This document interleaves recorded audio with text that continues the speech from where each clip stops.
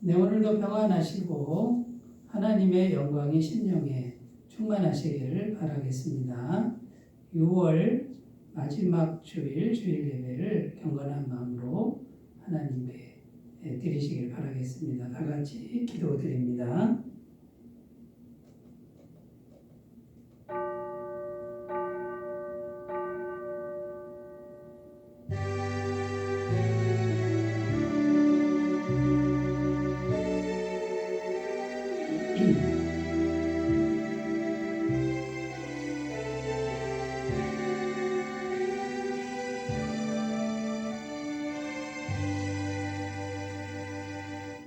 보라 내가 새 일을 행하리니 이제 나타낼 것이라 너희가 그것을 알지 못하겠느냐. 반드시 내가 광야의 길을 사막의 강을 내리니 장차 들짐승 곧 승냥이와 다조도 나를 존경할 것은 내가 광야의 물을 사막의 강들을 내어 내 백성 내가 택한 자에게 마시게 할 것임이라. 이 백성은 내가 나를 위하여 지었나니 나를 찬송하게 하려 함이니라. 아멘. 세세 무궁토록 찬송을 받으시기 합당하신 하나님 아버지, 저희들에게 헤아릴 수 없는 은혜를 베풀어 주셔서 지난 6개월을 평안하게 지내게 하시니 감사합니다. 오늘 한 해의 마지막 주일 예배를 드리면서 한 해의 전반기를 돌아보며 감사로 영광 돌리고 또한 다가오는 후반기 6개월을 모든 것의 주인 되신 하나님께 의탁을 드리오니 우리들의 예배를 기쁘게 받아 주시옵소서. 사랑하시는 주님, 이곳에 임하사 귀한 얼굴을 보이시고 자비로운 음성을 들려 주시옵소서. 목마른 사슴처럼 은혜를 기다리는 우리들에게 위로와 평안과 기쁨을 충만하게 채워 주시옵소서. 우리 주님 예수님의 이름으로 기원하옵나이다. 아멘. 다 같이 찬송가 28장을 함께 부르겠습니다.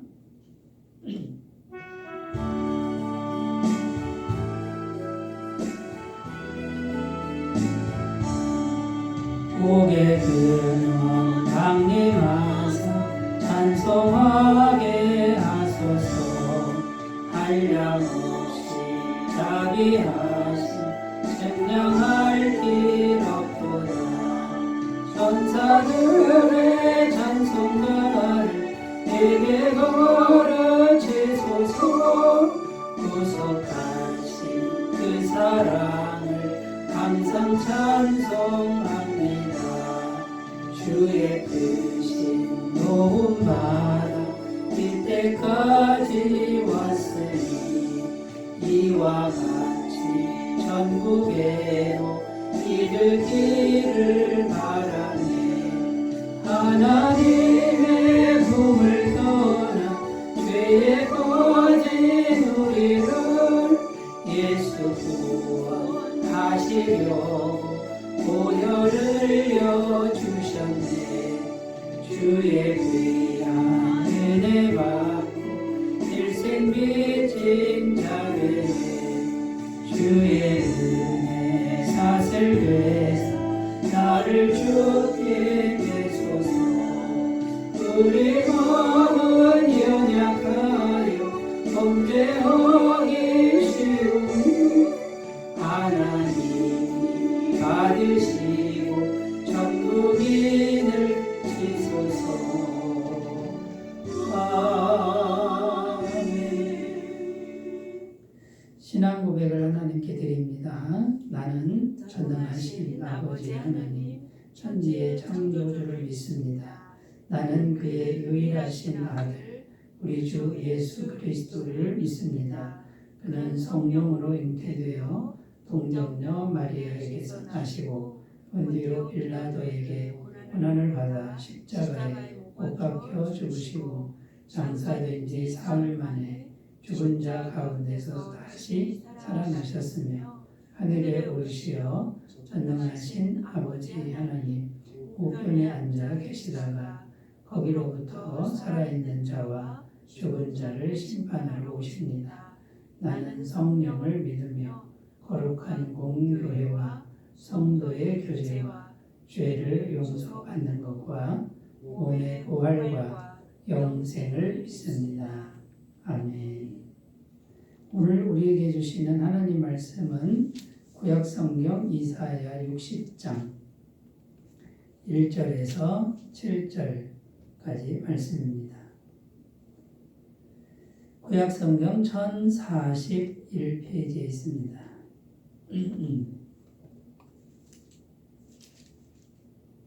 이사야 60장 1절에서 7절까지 말씀을 제가 봉독해 드리겠습니다.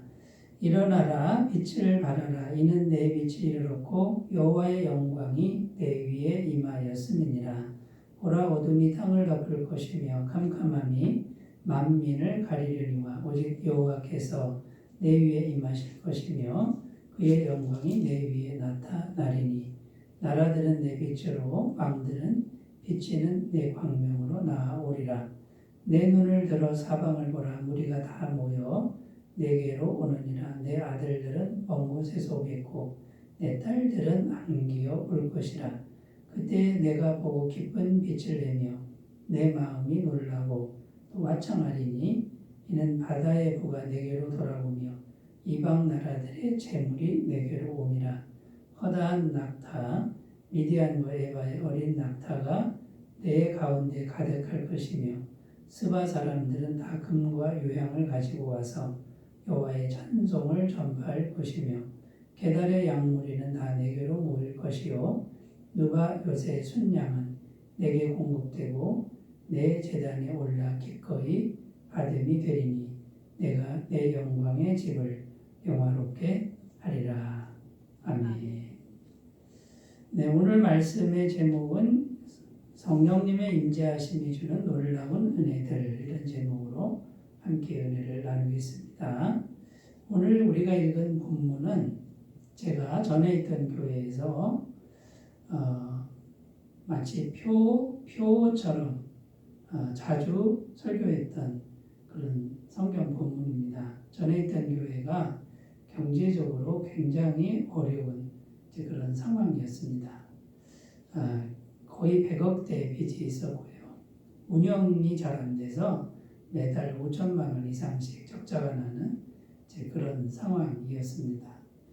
그때에 말씀을 붙들고 기도해야 되겠다, 이런 마음을 성령님이 주셨는데 그때에 저의 마음에 다가온 말씀이 이사야 60장 1절에서 7절 말씀이었습니다. 글자 그대로 흑암이 가득 차 있었고 절망이 가득 차 있었고 앞이 보이지 않는 그런 환경이었습니다. 그런데 나이 드신 어르신들과 밤낮 없이 기도를 했습니다. 말씀을 붙들고 기도를 했는데 그로부터 한 15년 정도가 지났죠.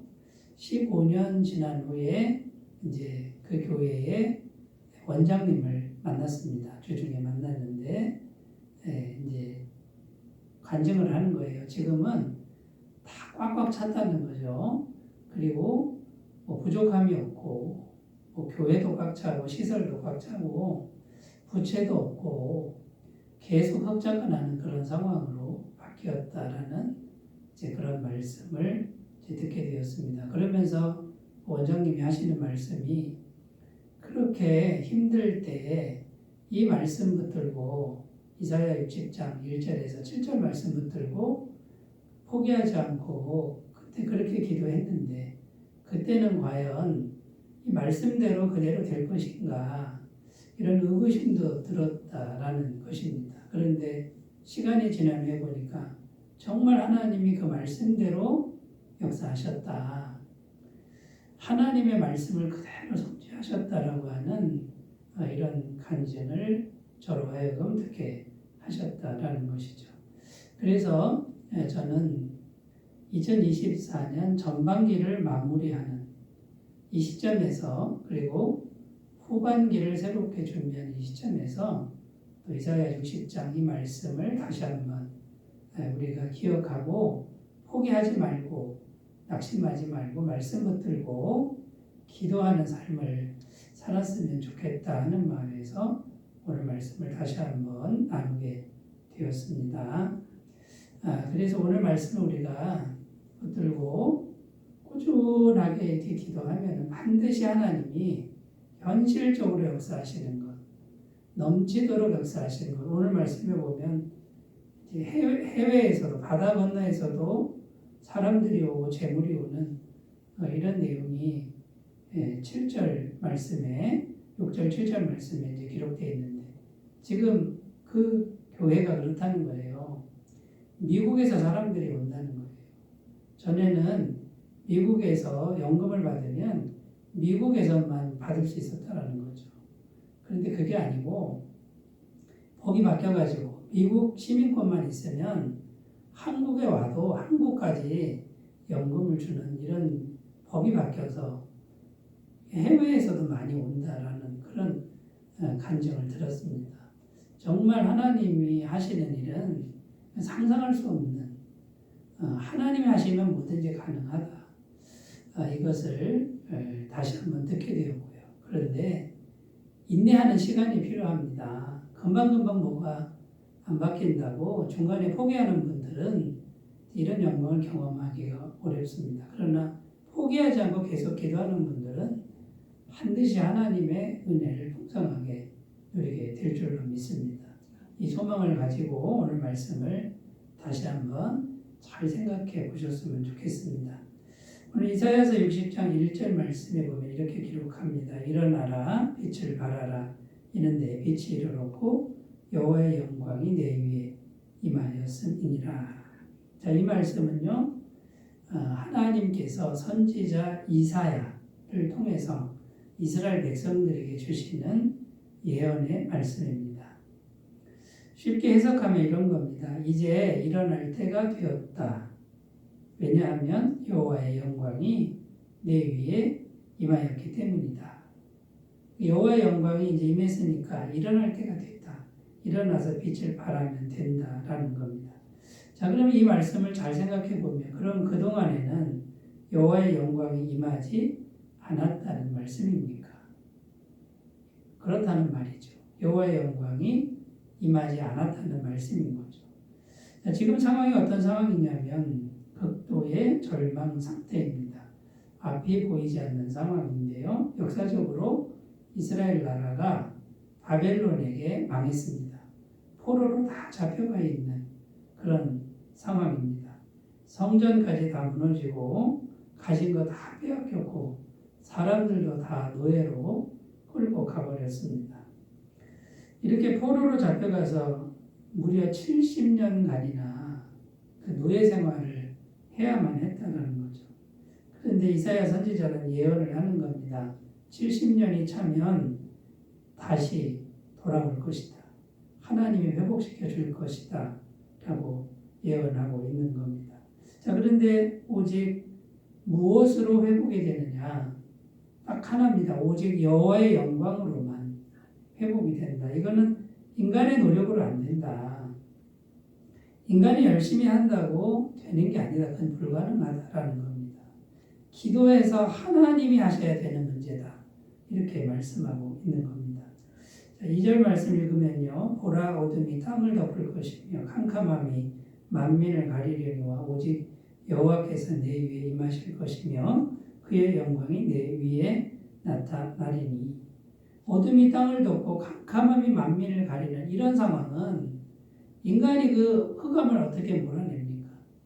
여호와의 영광의 빛이 임해야 그 흑암은 물러간다. 이런 말씀이 되는 겁니다. 자, 이 말씀이 역사적으로 어떻게 성취되냐면 바벨론 나라가 페르시아 나라에 이제 성경에는 바사국이라고 나오는데 망합니다. 페르시아 초대 왕 이름이 고레스인데 이 고레스가 왕이 되고 나서 정책을 바꿉니다. 이 식민지 나라의 국민들을 다 돌려보내고 거기서 하나님을 섬기게 합니다. 자기 신을 섬기고 자기 마을을 짓고 살도록 정책을 바꾸죠.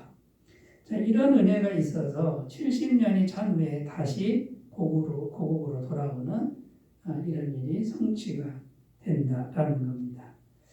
자, 70년 동안 얼마나 힘들었겠습니까? 얼마나 막막했겠습니까? 얼마나 많이 울었겠습니까? 그런데 하나님의 말씀은요, 어김없이 성취가 되었다라는 거고요. 여호와의 영광이 임하니까 순식간에 모든 상황들이 바뀌었다라는 겁니다. 이제 소망이 생겼다라는 것이죠. 자, 그러면 여호와의 영광이 길 외에는 없는데 이 여호와의 영광이 오늘날 무엇을 의미합니까? 그 여호와의 영광이 임했다 이 말은 성령님이 우리에게 임하셨다라는 말과 같은 말이라는 거예요. 이 성령님의 임재하심, 성령님이 영으로 우리에게 임하시는 이것으로만 모든 회복이 가능하다. 인간의 힘으로는 안 된다라고 성경은 계속해서 말씀하고 있는 것을 오늘도 우리가 꼭 들었으면 좋겠고요. 자, 그러면 성령님의 임재하심이 어떤 은혜들을 주시느냐, 이런 것들을 우리가 오늘 살펴보면서 이 성령님의 임재하심을 소중히 여기고 인간적인 거는 제발 좀 내려놓고 성령님의 임재하심을 위해서 더욱 노력하고 추구하시는 그런 신앙생활이 되셨으면 좋겠습니다. 첫 번째 생각할 것은요, 이 성령님의 임재하심은 언제 임하느냐? 그것은 죄가 사해졌을 때 임한다라는 거예요. 그래서 성령님의 임재하심과 죄사함은 같은 말이다. 죄사함이 있어야 성령님의 임재하심이 온다라는 거죠. 자, 70년이 차야 한다. 구약의 예언입니다. 이 70년이 뭘 의미하냐면요, 죄 값이 끝나는 기간입니다. 하나님은 이미 용서하셨습니다만 이스라엘 백성들이 하나님의 땅에서 너무나 많은 죄를 진 거예요. 땅이 죄로 물드는 거예요. 그 죄 때문에 상처받은 영혼들의 그 눈물 흘리는 소리가 가득 찬 곳이 하나님의 백성들의 땅이었어요. 하나님이 통째로 그 나라를 망하게 하고 싹 다 옮깁니다. 외국으로 옮겨놓습니다. 그럼 그 땅이 죄가 쉬는 거죠. 죄가 아주 푹 쉬게 하는 기간이 70년입니다. 그러니까 잘해서 회복이 아니고요. 포로로 잡혀가니까 뭡니까? 죄를 못 짓게 하는 거죠. 죄를 쉬게 한 기간이, 그 죄가 물이 빠지는 기간이 70년이었다 그 말이에요. 그러니까 구약시대 개념으로는 이 죄 값이 끝나는 기간이 70년이에요. 근데 신약시대는 뭡니까? 신약시대는 예수님의 보혈만 있으면 되잖아요. 예수님의 십자가, 보혈의 은총, 그것만 있으면 영원한 죄사함이 이루어집니다. 그럼 성령님이 언제든지 임할 수가 있다는 거죠. 사도행전 2장 38절, 베드로가 이르되 너희가 회개하여 각각 예수 그리스도 이름으로 세례를 받고 죄사함을 받으라. 그리하면 성령의 선물을 받으리니. 자, 그러니까 성령은 선물로 임하시는데, 그냥 오시는데 예수님 믿고 죄사함의 은총을 진심으로 받아들이기만 하면 성령님이 얼마든지 오신다라는 것입니다. 자, 그러면 여러분, 여호와의 영광은 성령님의 임재하심인데 예수님의 영원한 죄사함의 은총을 늘 마음에 품고 있으신 분들은 여호와의 영광이 계속 임하는 것과 같은 줄을 믿으시기를 바라겠습니다. 자, 예수님을 믿으면 생명의 성령의 법이 역사한다. 이런 말씀이 있습니다. 로마서 8장 1절 2절. 그러므로 이제 그리스도 예수 안에 있는 자에게는 결코 정죄함이 없나니 이는 그리스도 예수 안에 있는 생명의 성령의 법이 죄와 사망의 법에서 너를 해방하였습니다. 여기 보면 죄와 사망의 법이 있고 생명의 성령의 법이 있는데 이 죄와 사망의 법은 뭡니까? 우리가 늘 죄인이기 때문에, 죄로 물들었기 때문에 행동하는 모든 것이 다 죄가 묻어 있는 거예요. 착한 일을 해도 죄가 묻어 있는 거예요. 그러면 이 죄가 있으니까 사망 권세가 역사를 합니다. 그러니까 죄와 사망의 법에서 우리 힘으로는 못 벗어나는 거예요. 죄로 물든 우리가 움직일수록 계속 죄가 역사하고 마귀가 역사하니까 죄와 사망의 법에서 못 벗어납니다. 그런데 그리스도 예수를 믿으면 예수님 안에는 뭡니까? 영원한 죄사함, 영원한 죄사함. 너의 죄는 예수님이 다 해결했다. 그러니까 생명의 성령의 법이다. 그러니까 죄사함 받고 성령이 임하셔서 생명을 주는 새로운 법이 적용이 된다라는 것입니다. 자, 그러니까 여러분, 이 성령님의 임재하심이 가능한 통로는 딱 하나밖에 없어요. 내가 뭘 잘하느냐가 아니에요. 착한 일 하느냐가 아니에요. 그거는 세상 종교가 하는 거, 거기는 구원이 없어요. 내가 아무리 착한 일 많이 해도 여전히 죄와 사망의 법 안에 있는 거예요. 그런데 딱 하나밖에 없는데 예수님의 죄사함을 믿는 거예요. 예수님을 주인으로 모시는 요 한 가지 길이에요. 믿음이라는 한 가지 길. 그래서 나는 죄사함을 받아들입니다. 예수님의 죄사함을 믿습니다. 그러면 생명의 성령의 법의 역사한다라는 것을 꼭 믿으시고, 그러면 여호와의 영광이 계속 임하는 것을 믿고 사는 거예요. 매일매일 이것을 믿고 흔들리지 않으셨으면 좋겠습니다. 자, 그럼 이렇게 성령님의 임재하심이 오면은 영적 권세가 임한 거랑 똑같습니다. 성령님이 우리 안에 임재하셨으니까, 성령님은 누굽니까? 창조주 하나님이에요. 창조주의 권세가 내 안에 임한 거랑 똑같다 그 말이에요. 오늘 말씀 3절 4절 읽으면요. 나라들은 내 빛으로, 왕들은 비치는 내 광명으로 나오리라. 내 눈을 들어 사방을 보라. 무리가 다 모여 내게로 오느니라. 내 아들들은 먼 곳에서 오겠고 내 딸들은 안기어 올 것이라. 자, 여호와의 영광이 임했는데 이건 육신의 눈으로 보는 빛이 아니에요. 하나님의 영의 빛이죠. 창조주의 영광의 빛이 임하니까 백성들이 다 온다 그 말이죠. 그러니까 이거는 영적 권세입니다. 창조주의 권세가 임하니까 영혼들이 오는 거예요. 내 백성들이 끌려오는 거예요. 이것이 권세라는 겁니다. 자, 그러니까 이제 권세가 회복돼야 나라가 회복되는 겁니다.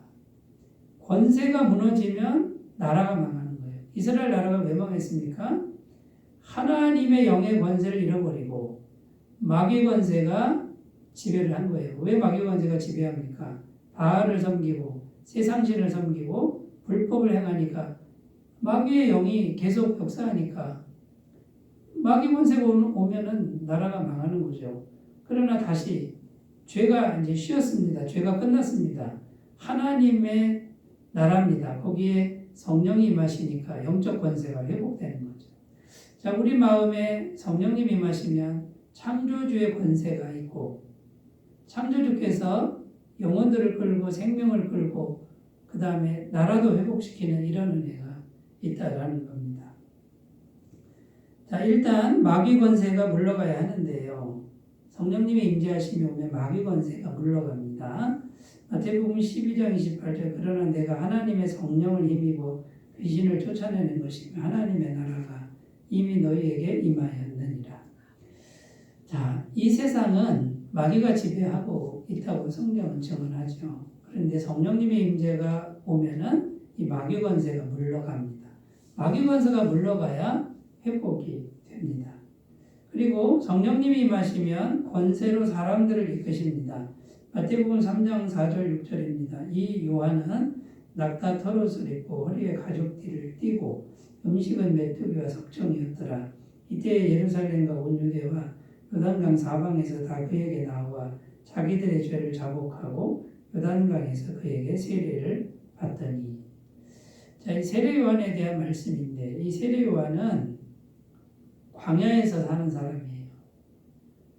음식은 메뚜기와 야생꿀을 먹었고 옷은 이런 좋은 옷이 아니에요. 낙타 가죽 그걸 벗겨가지고 그냥 걸치고 다니는, 어떻게 보면 광인처럼 보이는데 놀라운 사실은 이스라엘 전국에서 사람들이 몰려가서 그 사람에게 세례를 받아요. 자, 어떻게 해서 이런 권세가 이 세례 요한에게 주어졌습니까?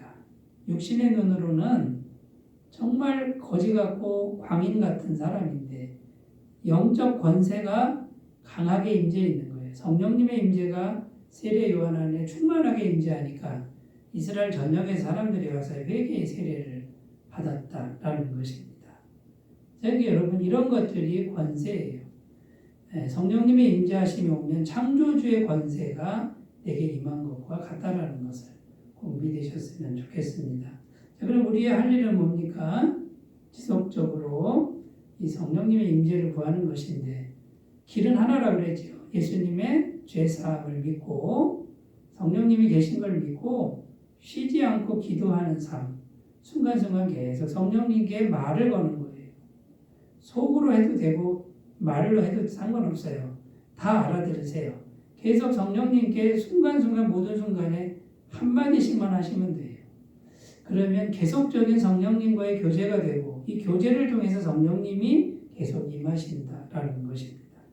빌립보서 4장 6절 7절 아무것도 염려하지 말고 다만 모든 일에 기도와 간구로 너희 구할 것을 감사함으로 하나님께 아뢰라. 그리하면 모든 지각에 뛰어난 하나님의 평강이 그리스도 예수 안에서 너희 마음과 생각을 지키시리라.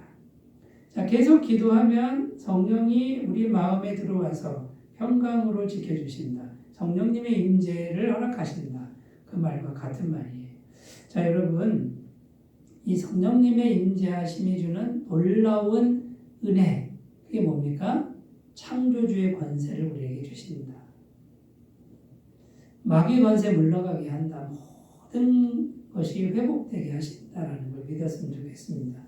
자, 세 번째, 성령님의 임재하심이 주는 놀라운 은혜 세 번째는 경제적 회복입니다. 경제적으로 회복된다고 오늘 분명히 말씀하는데 5절에 보면 이렇게 기록하죠. 그때에 내가 보고 기쁜 빛을 내며 내 마음이 놀라고 또 화창하리니 이는 바다의 부가 내게로 돌아오며 이방 나라들의 재물이 내게로 옵니다. 이 말씀에 보면 바다의 부가 내게로 돌아오며 바다에서 막 무역하는데 그 부가 내게로 오고 이방 나라들의 재물이 내게로 옵니다. 자, 뭔가 물질이 이렇게 내게로 공급되는 그림이에요. 그 결과가 뭐냐면 마음이 기쁘다는 거죠. 기쁜 빛을 내며 내 마음이 놀라고 와 이런 일도 있네. 너무 마음이 화창하다 이렇게 표현하고 있습니다. 여러분 경제적으로 우리가 눌리면 기쁜 빛을 낼 수가 없어요. 마음이 항상 눌려있고 가난하고 비참하고 어둠 가운데 살 수밖에 없습니다. 그런데 성령님의 임재하심이 오면 이 경제적 문제가 해결됐다는 거예요. 그리고 마음이 일단 기뻐지고 그 다음에 해외까지 막 이 무역이 일어나는 이 관계가 넓혀지는 이런 일들이 벌어진다라고 말씀하고 있는 겁니다. 그러니까 삶의 전반적인 모든 부분이 회복될 것이라는 말씀입니다. 자, 이것은 마치 한 겨울을 지나는 사람들이 봄이 되어서 봄바람이 부는 것과 같다 그 말이에요. 봄바람이 불면 모든 게 다 살아나지 않습니까? 성령님의 임재하심은 봄바람 같은 거예요. 얼어붙은 온 세상이 성령의 봄바람으로 말미암아 꽃이 피고 잎이 나고 모든 것이 살아나는 것과 같다라는 것이죠. 그 첫 번째가 경제적인 회복입니다. 성령님의 임재하심이 이거를 준다라는 걸 꼭 믿으셨으면 좋겠습니다. 요한 3서 1장 2절입니다. 사랑하는 자여 내 영혼이 잘됨 같이 내가 범사에 잘되고 강건하기를 내가 간구하노라. 자, 여기 보면 범사에 잘되고 강건해지는 길이 있는데 영혼이 잘되는 것이다 이렇게 되어 있습니다. 그러면 내 영혼에 성령님의 임재가 충만하게 임하면 임할수록 범사가 잘되고 강건해진다라는 말씀이에요. 그러면 우리 영혼에 겸손하게 성령님의 임재를 계속해서 우리가 받아들이면 이 경제적인 회복도 하나님이 주신다라는 것을 꼭 믿으셨으면 좋겠습니다. 로마서 8장 32절 자기 아들을 아끼지 아니하시고 우리 모든 사람을 위하여 내주시니까 어찌 그 아들과 함께 모든 것을 우리에게 주시지 아니하겠느냐. 자, 아들을 주셨습니다. 아들을 주시는 분이 다른 거 안 주시겠냐 그 말이에요. 그럼 우리가 아들을 받아야 되는 거예요. 아들 빼고 다른 걸 받으려고 그러면 다른 건 안 옵니다. 그러나 아들을 주시면 아들 뒤에 모든 하나님의 은혜가 따라오는 거예요. 근데 그 아들의 영이 성령님이에요. 예수님이 승천하시고 하나님 보좌 우편에 앉으시면서 하신 말씀이 보혜사 성령을 나와 같은 분을 너에게 보내줄 것이다. 그는 너희 속에 계실 것이다. 영원토록 너희와 함께 할 것이다. 그 성령님이 바로 아들의 영인 거예요. 우리가 성령님을 충만하게 가꾸면 아들을 잘 모시는 것과 같습니다. 아들을 잘 모시는 이 사람은 아들과 함께 모든 게 다 따라오는 거예요. 여러분, 하나님의 아들을 성령을 통해서 마음에 잘 모시는 이 한 가지 길이에요. 그런데 많은 분들이 아들을 모시는 여기에 마음을 쓰는 것이 아니라 세상 속에서 내 힘으로 뭔가를 자꾸만 하려고 하는, 끝도 없이 하려고 하는 이런 삶을 계속 산다라는 것이 너무 안타깝습니다. 하나님의 말씀을 그대로 믿고 매 순간마다 성령의 임재하심을 충만하게 가꾸면서 아들을 주시니가 다른가 안 주시겠는가라고 말씀을 붙들고 기도하시는 분들은 그대로 이루어질 줄로 믿습니다. 시편 1편 2절 3절입니다. 오직 여호와의 율법을 즐거워하여 그의 율법을 주야로 묵상하는도다. 그는 시냇가에 심은 나무가 저를 따라 열매를 맺으며 그 잎사귀가 마르지 아니함 같으니 그가 하는 모든 일이 다 형통하리로다. 자, 시냇가에 심은 나무처럼 되는 사람, 모든 일이 다 형통한 사람은 어떤 사람입니까? 말씀을 마음에 간직한 사람. 왜 말씀이 중요합니까? 말씀이 곧 예수님인 거예요. 말씀이 곧 하나님이신 거예요. 날마다 말씀을 듣는 사람, 말씀을 찾는 사람은 말씀이 뭐라고 되어 있지라고 생각하는 사람은 하나님을 찾는 사람이에요. 하나님을 찾지 않는 사람 말씀 안 들어요. 말씀에 관심 없어요. 말씀을 간직하지도 않아요. 말씀이 소중한 줄도 몰라요. 그러나 말씀이 소중한 걸 아시는 분은 지금 하나님을 모시는 분과 같아요. 하나님을 소중히 하는 분과 같아요. 성령님의 임재하심은 말씀을 가까이 하는 분에게 성령님의 임재하심이 있습니다. 말씀을 버리는 사람은 왕이 말씀을 버렸으므로 여호와께서도 왕을 버려 이 나라의 왕이 되지 못하게 하셨나이다. 말씀을 버리는 사람은 하나님께도 버림받습니다. 이거는 각자의 선택입니다. 이렇게 얘기를 해도 말씀을 안 듣는 사람은 안 들어요. 그러나 이 소중함을 아는 사람은 늘 말씀을 찾습니다. 말씀을 듣습니다. 말씀 한 절을 기억합니다. 자, 여러분, 성령님의 임재하심은 경제적 회복을 줍니다. 그 다음에 성령님의 임재하심은 또 어떤 은혜를 주냐면 영향력이 확장되게 합니다. 확장되는 영향력을 줍니다. 6절 7절입니다. 허다한 낙타 미디안과 에바의 어린 낙타가 내 가운데 가득할 것이며 스바 사람들은 다 금과 요향을 가지고 와서 여호와의 찬송을 전파할 것이며 게달의 양무리는 다 내게로 모일 것이요 느바 요새 순양은 내게 공급되고 내 제단에 올라 기꺼이 받음이 되리니 내가 내 영광의 집을 영화롭게 하리라. 자, 여기 보면 허다한 낙타가 어린 낙타가 내게 가운데 가득할 것이다. 이때 당시 낙타는 교통수단이죠. 오늘날 말하면 비행기나 자동차에 해당이 됩니다. 그럼 수많은 그 운송수단이 내 가운데 가득할 것이고 금과 유향이 현금으로 드려진다는 거예요. 양들이라고 나오는데 이 양들은 제사 드리는 짐승 아닙니까? 하나님께 헌신하고 하나님께 드리는 일들이 가득 찬다는 거예요. 지금 제가 전에 있던 교회 보니까 교회도 빈자리가 없대요. 막 가득 찬대요. 부족함이 없도록 그렇게 하나님이 역사하신다는 말씀을 들었습니다. 이 영향력이 국내에만 한정되지 않고 해외에서까지 영향력이 확장됩니다. 자, 그러므로 여러분, 성령님의 임재하심이 오면요 끝도 없이 확장되는 거예요. 자, 그런데 성령님의 임재하심은 지금 하나도 안 느껴지잖아요. 뭔가 없는 것 같단 말이에요. 안 느껴지는 게 이게 문제예요. 그런데 안 느껴지는 걸 마음에 품으면 이게 점점 자라나는 거예요. 그리고 현실적으로 엄청난 영향력을 끼치는 거예요. 성경에 보면 겨자씨 비유가 나옵니다. 천국이 어떤 곳인가 겨자씨와 같다. 이런 내용이죠. 마태복음 13장 31절 32절 또 비유를 들어 이르시되 천국은 마치 사람이 자기 밭에 갖다 심은 겨자씨 하나를 같으니 이는 모든 씨보다 작은 것이로되 자란 후에는 풀보다 커서 나무가 되매 공중의 새들이 와서 그 가지에 깃들 있느니라. 여러분, 천국이라는 게 이 겨자씨 같답니다. 심길 때는요, 좁쌀보다 작아요. 심어놓으면 못 찾아요. 그 다음에 없는 것 같아요.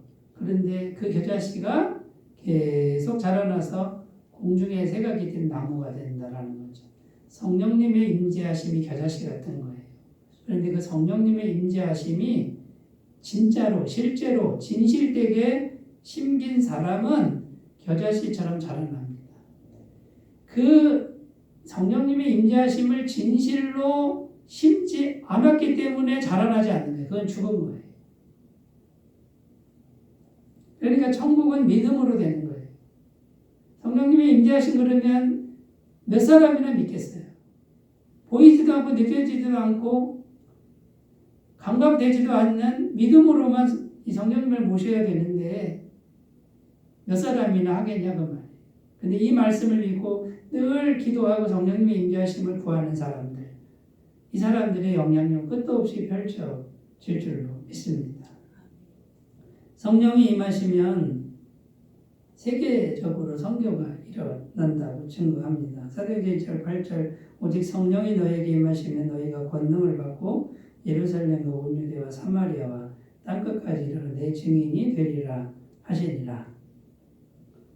사도행전 1장 8절은 사도행전 전체의 요약의 말씀이에요. 가난한 어부, 무식한 어부들, 제자들, 그리고 힘없는 여인들에게 성령이 임했습니다. 돈으로 하는 게 아니라 권세로 하는 게 아니에요. 세상 권세가 아니에요. 성령이 임하니까 여기에 확신이 들고 하나님이 믿어지는 이 믿음 가지고 이 사람들이 나가서 복음을 전하는데 이 성령의 불길이 땅끝까지, 세계 끝까지 확장되는 이런 역사가 일어난다라는 것이죠.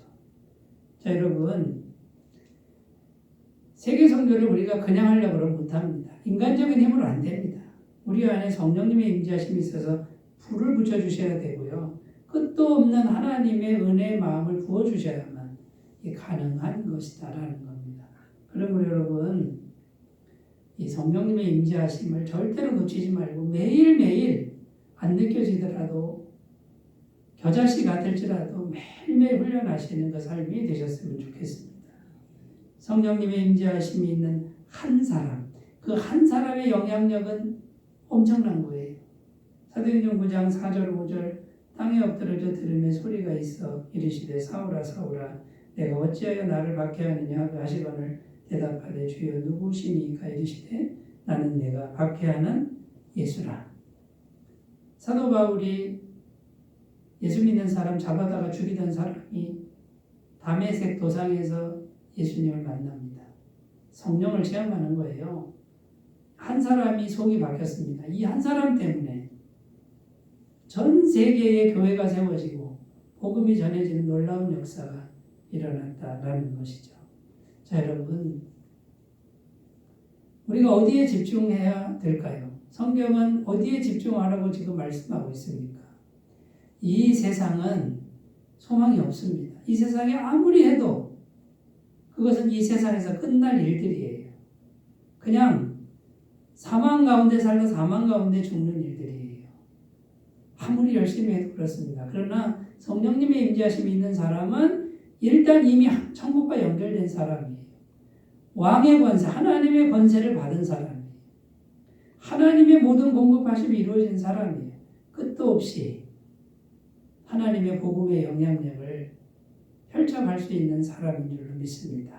그러므로 여러분, 이 성령님의 임재하심, 곧 여호와의 영광, 이것을 소중히 여기시고 그것에 집중하여 살면서 주님이 주신 놀라운 은혜들을 다 받아 누리는 복된 삶이 되시기 바라겠습니다. 기도합니다. 하나님 아버지, 여호와의 영광이 이미 우리에게 성령님의 임재하심으로 임한 것을 우리가 믿게 하여 주시고 세상에 직접 집중하기보다 오직 성령님의 임재하심에만 집중하는 매일매일 삶으로 인도하여 주옵소서. 예수님의 이름으로 기도드립니다. 아멘. 찬송가 428장을 부르겠습니다.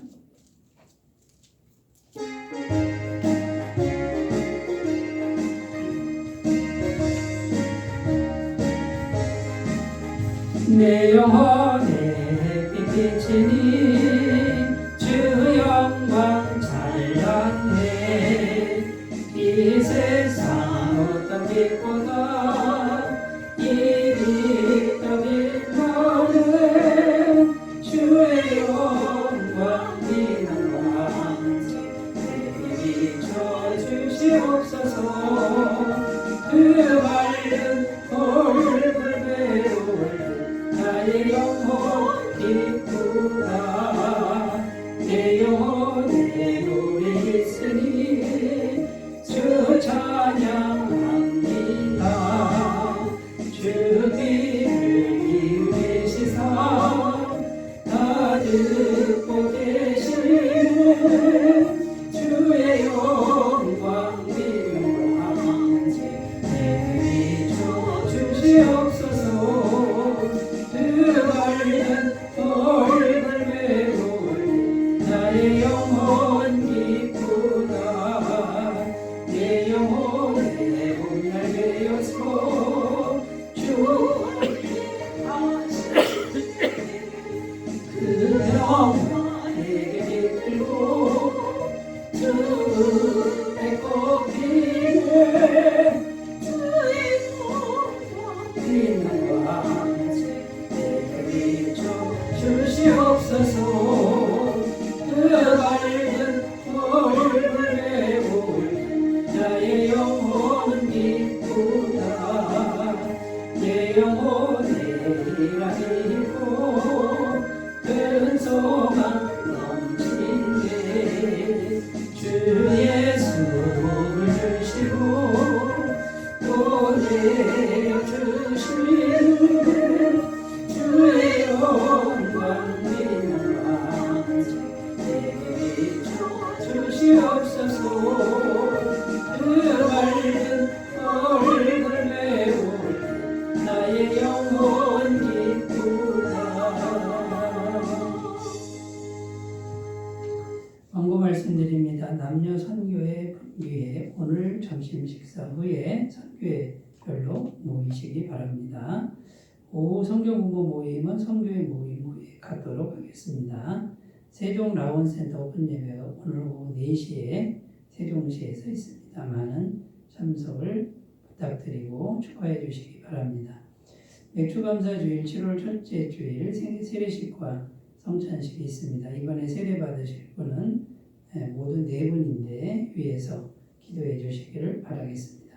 한 사람 전도를 위해 기도해 주시고 동참해 주시기 바랍니다. 헌금은 헌금함이나 아래 교회 계좌로 헌금해 주시면 감사하겠습니다. 이제 사랑의 나눔 부르시고 축도로 예배를 마치겠습니다.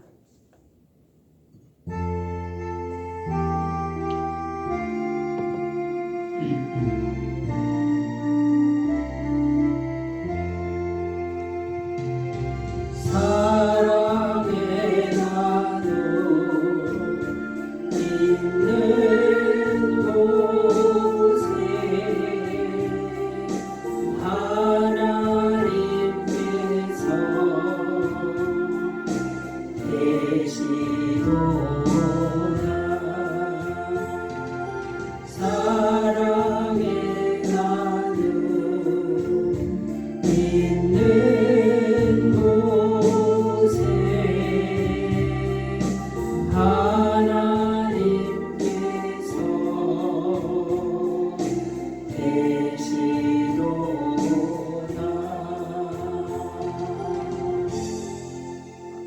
이제는 우리 주 예수 그리스도의 은혜와 하나님 아버지의 사랑하심과 성령님의 교통하심이 오직 성령님의 임재하심에만 집중하며 매일매일 살기를 결단하는 주의 모든 백성들 위해 영원토록 함께 하시기를 간절히 축원하옵나이다. 아멘.